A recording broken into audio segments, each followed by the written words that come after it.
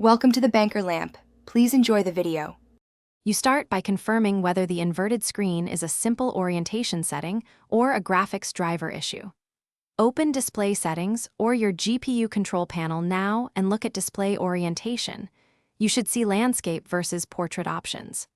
Once done, try the quick shortcut Control plus Alt plus down arrow on Windows to immediately flip it.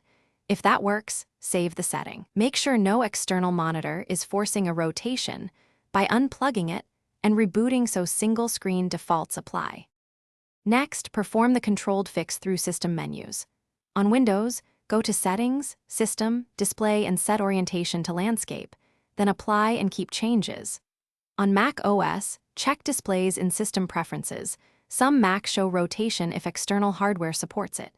If orientation options are missing or revert, open Device Manager and update the GPU driver, or roll it back if the issue started after an update. These steps correct software-level rotation and resolve conflicts caused by recent driver changes. Finish by applying deeper fixes when menus and drivers didn't stick. Run your laptop maker's display utility or perform a clean reinstall of the GPU driver using the vendor package. Follow prompts to remove old driver traces.